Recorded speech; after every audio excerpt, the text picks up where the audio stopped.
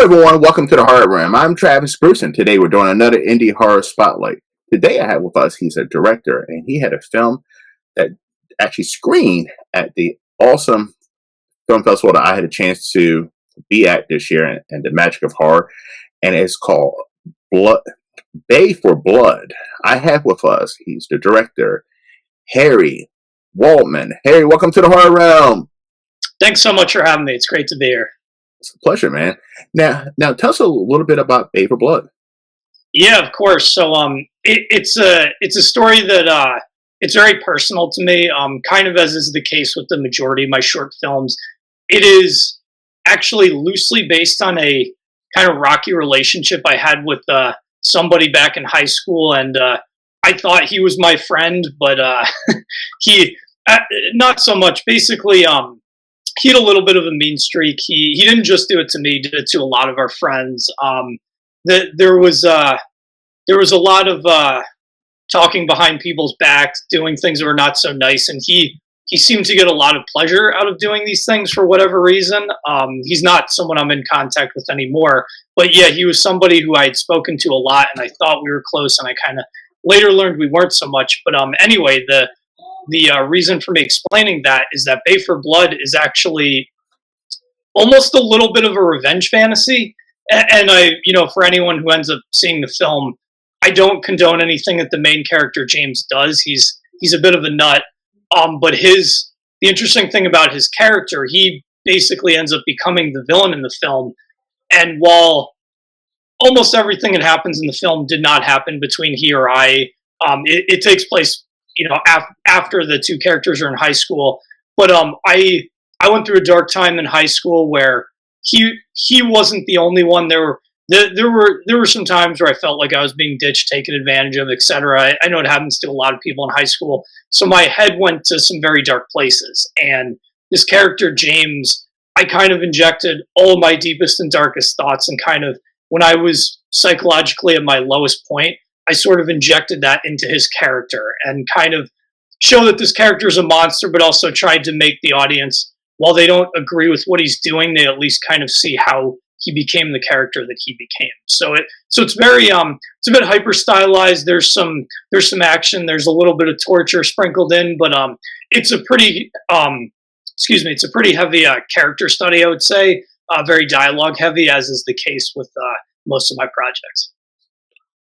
By the way, it's an interesting story. I mean, that's a story that I think most people they can relate to. I mean, I've definitely had that story. In high school, I had a best friend and a group of friends, and I over time, the older I got, I realized, wow, these guys are not my friends, and I had people from the outside telling me that.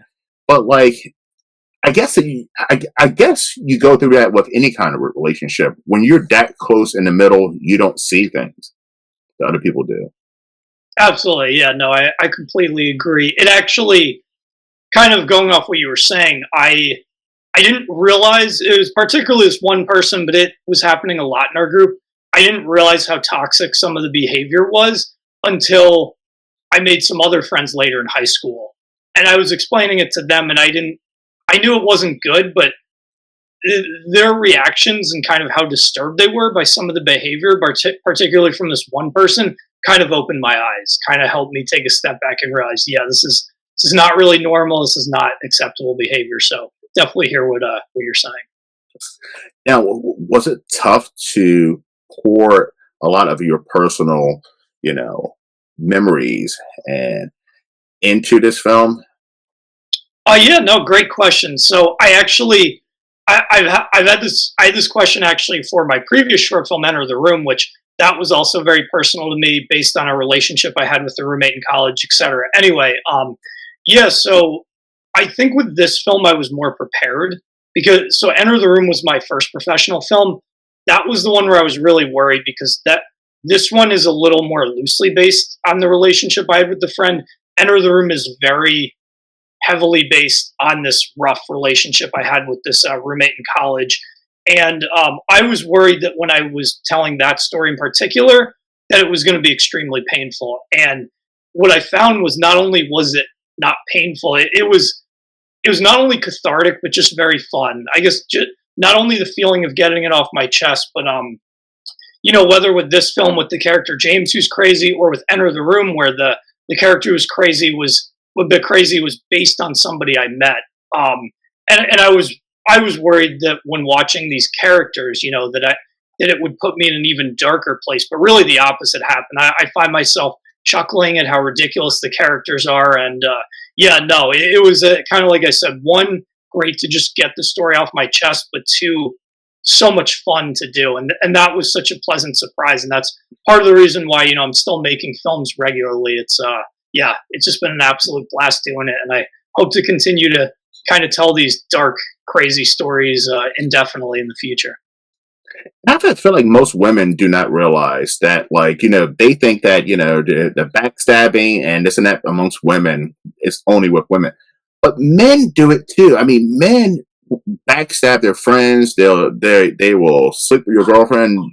Men can do some fucked up shit among each other, especially in that teenage to that 20 years. But that's why I've noticed, and I fall into this category. That's why men don't usually, when the older they get, that they have less and less friends. When women have so many friends, even into their old age.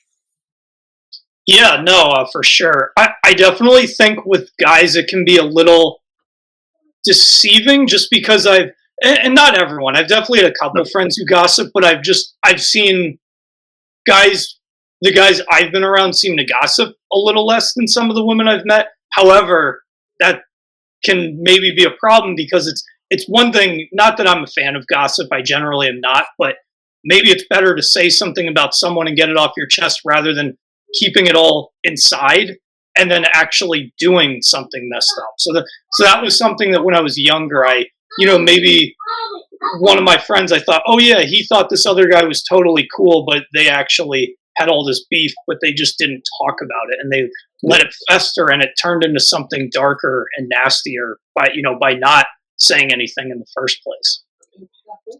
Now, Paper Blood is your, like you were saying, this is your second film. Now, was there anything that when you finished your first film, was there anything that you carried over to Paper Blood that you were like, this worked well? This worked so well, I definitely have to carry it over this. And the second part of the question is, was there something from the first film that you were like, boy, this was horrible, I would never ever carry this over to the next project? Yeah, of course. Great question. It actually, and sorry if I didn't clarify before. Bay for Blood's actually my third short film, but Okay. I have a couple things I learned from my previous shorts. So the question you were asking, I would say one thing that from In the Backseat, which was my second, which that one was a little less character focused. That's more just this crazy, hyper stylized dark comedy. Anyway, I was really nervous about that because Enter the Room was all actually shot in the apartment that I'm currently in. So there were no external factors, didn't have to worry about weather or, you know, the sun blowing shots out, audio issues outside. Whereas In the Backseat, about three quarters of the film takes place outside. So I was very nervous, particularly just with having audio issues. I had hired an audio professional who was newer. He actually ended up doing a really good job, so it was mostly fine. But I would say that one of the things with Enter the Room, what I liked about In the Backseat was just that Enter the Room, it's really about the characters and the dialogue. It all takes place in this, you know, my apartment. I love my apartment. It's a smaller apartment, and some of these posters are new. When we shot it, I actually didn't have posters in the background, so it was a little plain looking. So within the backseat, I was pleasantly surprised how much natural light just assisted the quality of the picture. So I wanted to carry that over into Bay for Blood, even though In the Backseat we shot it in the summer and it's supposed to be a little prettier, whereas Bay for Blood was supposed to look a little more dreary. But so I took that, you know, just having understanding that, of course, you know, you want a cinematographer who knows what they're doing, has high quality equipment, a good gaffer with the proper lighting equipment and expertise, but also picking a good setting can really, I learned from In the Backseat, can really enhance. So that I carried over into Bay for Blood.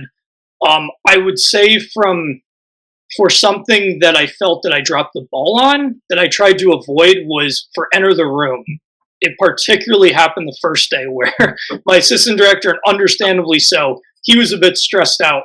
I didn't understand the importance of since Enter the Room was my first film, I kind of just thought, oh yeah, we'll just shoot in chronological order.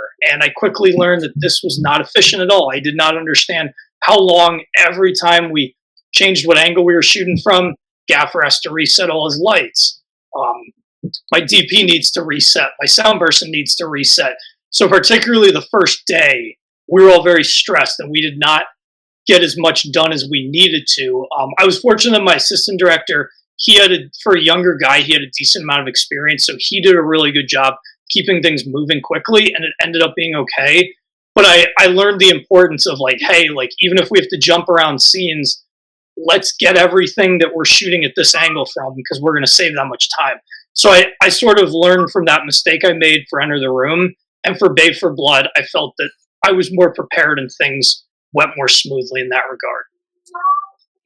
Now, when it comes to making an indie horror film, I think, of course, the hardest part is getting the movie made. But the second part I hear from a lot of indie filmmakers is like, what do you do after that? Tell us a little bit about some of the struggles that you ran into. Once the movie's made, what's the next step? Yeah, no, of course. Yeah, it's tough, especially because, so I've just started to, as we met at Magic of Horror, I've, even though I've been making these short films for a bit of time, I only started doing the festival stuff like 1 to 2 years ago. And as for distribution, that is something that I've started to do research. I followed some filmmakers, so I'm sort of starting to get an idea of, what to do once the festival runs are over for my films, but I'm greener in that regard. So I think it's just scary not having that experience, and even with the festivals, it's been a great experience, but it's been up and down. Magic of Horror, that's an awesome festival, and I've been to some others that are great. But also early on, I submitted to a few festivals that I later learned, these are kind of online scam festivals, and just constantly getting bombarded with emails for those. So it's definitely been a bit of banging my head against the wall. And I'm sure, once Enter the Room, which that one's close to being done with its festival run, whereas Babe for Blood is kind of in the middle of it. I'm hoping to have those festival runs mostly finished probably by the end of the summer. But yeah, just trying to figure out distribution. Since it's something I've only done research, I don't have the firsthand experience. It can be a little intimidating, kind of, I want to get as many eyeballs on the films as possible, but as I'm sure it's very competitive with the festivals. It's very competitive. I've seen with some of these popular horror YouTube channels, especially the really good ones. So yeah, I mean, once the festival runs are done, I'm just gonna reach out to as many of these YouTube channels I can and see if I can hopefully get on one of the good ones, and yeah, then hopefully just get as many people as possible to see my stuff and go from there. Awesome. Well, hopefully, I'll be on that list. But but Harry, listen, you talk about Magic of Horror Film Festival. We met there. I had a pleasure going, and being a sponsor of that film festival. There are so many. I'm going to jump where you said. There are so many film festivals out there, and it's hard to tell which ones are real and which ones are not. I would feel like 50%.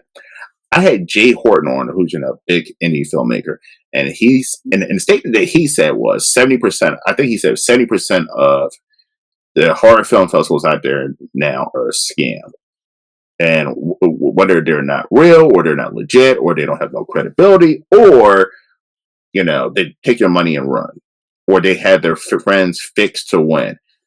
What are some things that you have done when it came to vetting film festivals now?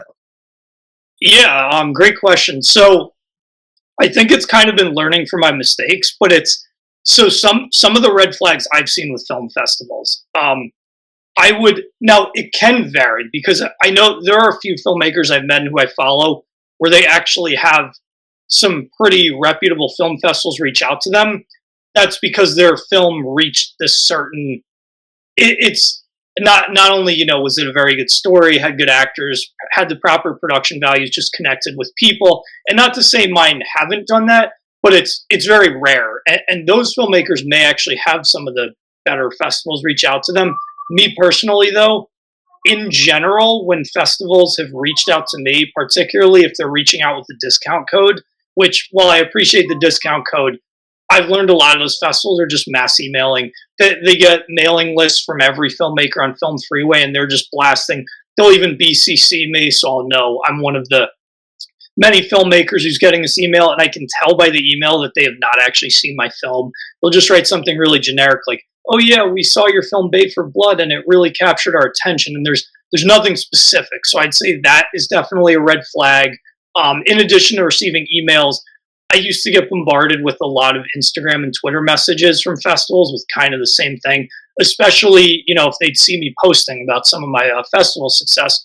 I would say another big red flag is no, this doesn't apply to every festival because I've been to a few in-person festivals and I actually think they were good, but I've noticed that a lot of times at the festivals, if they have like dozens or 20, 30, 40, 50 different categories you can submit to, that's usually a red flag. And even when I first saw that, it turned me off a bit just because, the Magic of Horror and like some of the other good festivals I've been a part of.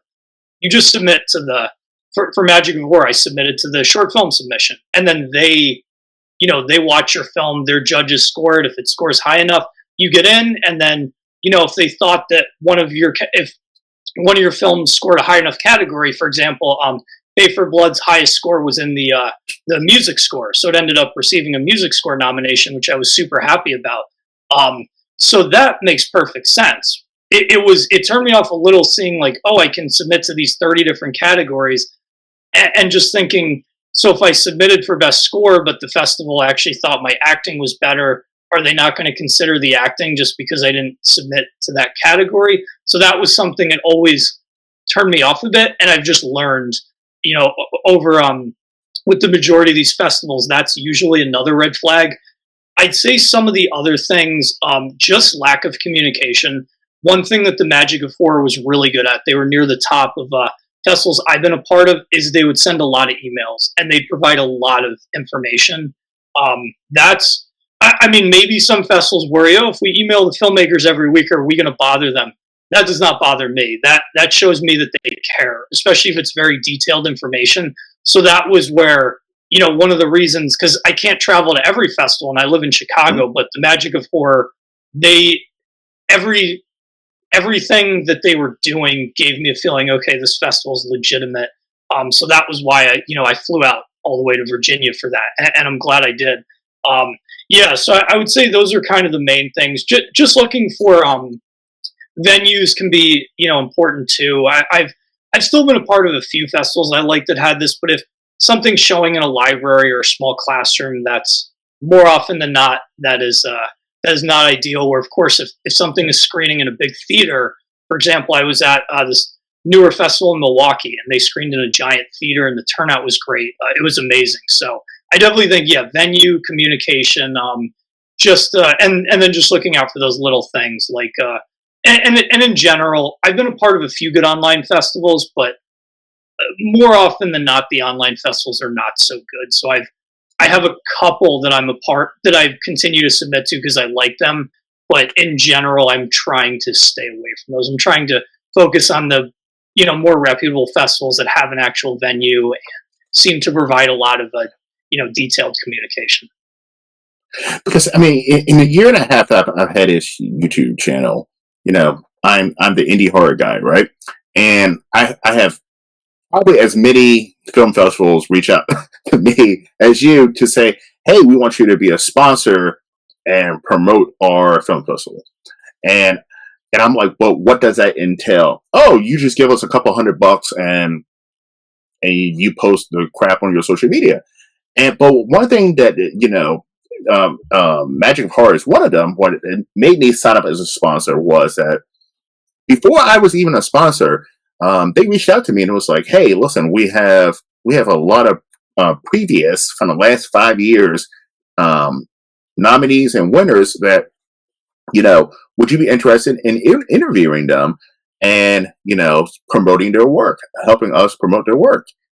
And I was like, that's pretty fucking cool. You know what I mean? Like these are not the current year. These are filmmakers from 3 or 4 years ago.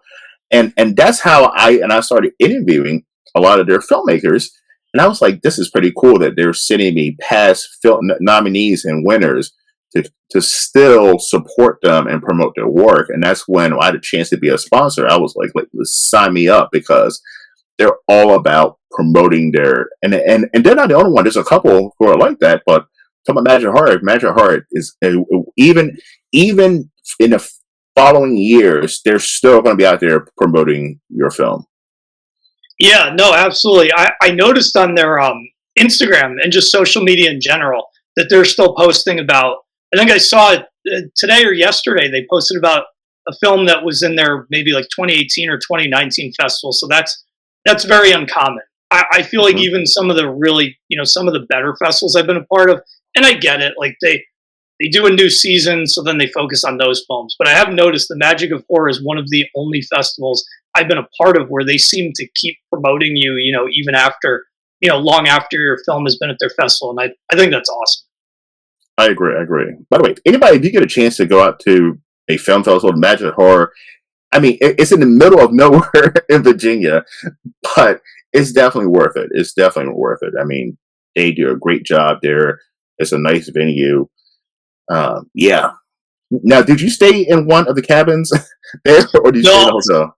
so I was actually no, I was at just to save a little money because of finances. I stayed at a cheaper motel that was a bit away, and then Okay. one of the guys there was nice enough to he was an Uber driver, and he basically the motel owner got me in touch with him, and he pretty much was my chauffeur the whole weekend. So and he Nice. was awesome. So yeah, I was it was maybe like 20 minutes or so from the venue, so he knew the whole area, and it was pretty much a breeze just traveling with him the whole time. So Yeah, that was great, bro. I mean, because once you get there, like you have no cell phone service. It seems like I mean, I was telling Lori who runs it, I was like, it seems like a horror movie. 'Cause it's in the middle. It's on a campgrounds, and it's in the middle of nowhere. And like you got the cabins you can rent and stay. But I was like, I have no cell phone signal in the middle of the night. This just seems like a horror movie. absolutely. Actually, at night when the Uber driver picked me up, and we're like, just driving in the middle of the woods, I was absolutely it's like watching all these like creepy short horror films all day, and I was a little freaked out. I made a couple jokes about it to him. So by the way, what's one movie besides, of course, your own that you saw at Magic of Horror that you were like, boy, that was amazing? Oh yeah, well there were a few for sure. Well honestly there were, and not even saying this to be nice. I didn't. I had a feeling they had pretty good taste, and the quality of films were going to be pretty high. I thought none of them were bad. I thought they were all at least solid. The ones that particularly stood out to me, So first of all, Les Betis. I'm not sure if I'm pronouncing that correctly. The animated film, which Yes. played earlier in the day. I actually have been fortunate enough to have seen that before.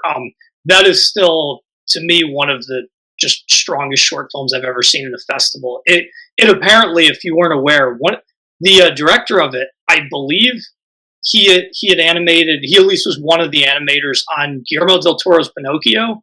So Oh, really? the guy's been around, and I just thought the visuals, it was a lower budget film too, which is crazy because it looks like it. I think it cost $4,000. I would have guessed it cost way more than that. The attention to detail, especially just with all the different monsters in the kingdom, and when everything starts getting burned to the ground at the end, I was just absolutely blown away by that film. Um, but yeah, a couple of the other ones that really stood out to me. Pests is another one I absolutely love. That if you got a chance to see that one, very Mhm. very effectively gross and funny. Yes. That closing shot of that guy when he's got like the goop bleeding out of his eyes, and he's like, "We're gonna be forever together forever." That genuinely scared the crap out of me. Which doesn't. I love horror films. I've just been so desensitized that I rarely get scared watching Yeah. stuff. Um, the Tomb of Nosferatu was another one. Just blown away by the set design, the music, particularly at the end. The end, that was another one that really freaked me out. Yeah, really impressive film. That one I hadn't seen before. And then, yeah, there were a lot of others I really liked. The feature film, I think, The Bunny Man. The That Bunny one, Me. Oh, it was yeah, amazing. that especially. I mean, I liked the whole thing, but I thought that it just kept getting better and better. And that scene at the end when he is in the dog cage, Mhm. oh man, that was I was getting, and I think someone had there might have been a letterbox review. Definitely like Texas Chainsaw Massacre vibes, which is one of my favorite horror films, as is with many others. But yeah, that movie was awesome. So yeah, like I said, a lot of great films. Those were probably the ones that stood out to me the most. But there are other really good ones that I didn't even have a chance to mention. But yeah. Amazing friends, amazing films. The Bunny Man. I would love to interview director. I think I even told Shiva them, but they haven't reached out to me. But that movie, I did not know where that movie was going, and that's a great movie where it wasn't predictable. I had no idea where that movie was going, and do you remember at one point when like the feed cut out halfway through, and we were like, I was like, oh my goodness, like how is Oh this yeah. going to end?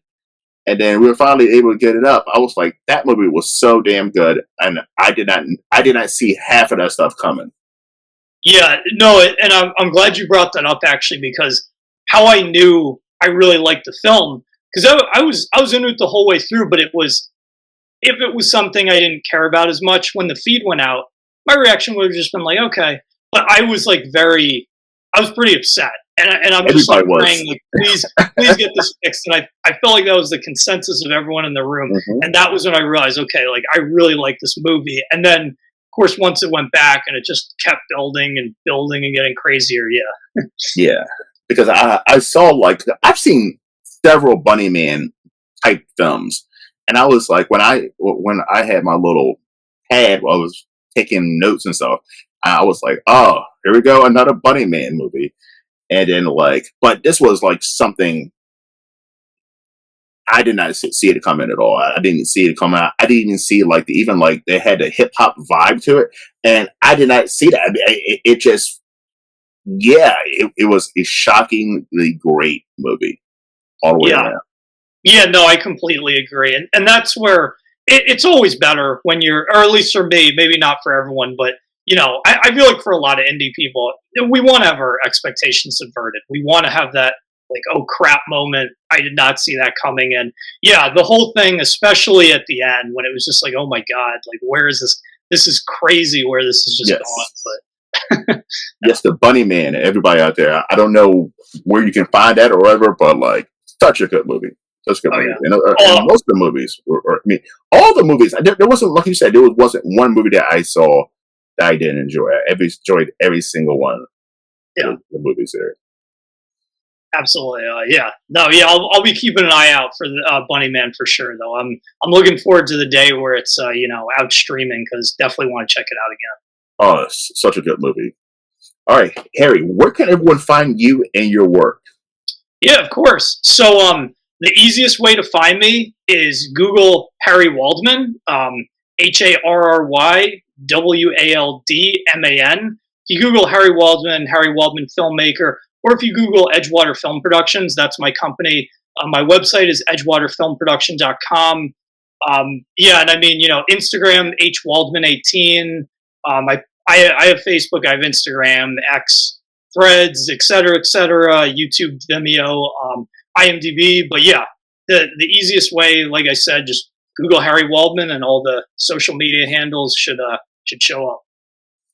Well, listen, everyone, definitely follow Harry um, on social media so you can stay up to date when these excellent films will be released on YouTube or a streaming service. So you can definitely check them out. And also, too, one thing, too, once again, if you're a filmmaker, any horror filmmaker, which a lot do watch this channel, definitely Magic of Horror is definitely one of those film festivals that, by the way, I'm not under payroll. I'm not getting paid or anything.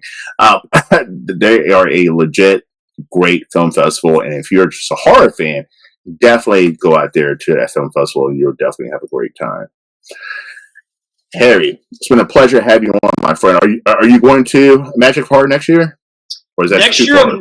I'm not sure. I definitely want to get back out there. I actually have it probably won't be done by that. I have a feature film, The Corridor Crossing, which it's in post. I had a blast there, so I definitely plan on submitting this film. Um, but yeah, it might still be a couple seasons till it's ready. But So I'll try to make it out next year. Not sure if I will, but the plan is definitely to go back because yeah, it's definitely one of my favorite festivals I've been to so far. Well, here, listen, if you ever want to come, when your feature is done, man, come back on. I would love to have you back on, and we can talk about that as well. Oh, absolutely. I'll keep you in the loop, and yeah, once it's done, I can reach out for sure. Appreciate it, my friend. All right, everyone. Well, thank you for coming to the Horror Rim. By the way, I would like to thank all my subscribers. You guys definitely doing a good work and keep me going, and I appreciate every single one of you. Once again, thank you for coming to the Horror Realm. I'm Travis Bruce, and that is Harry Waltman. We'll see you next time. Take care.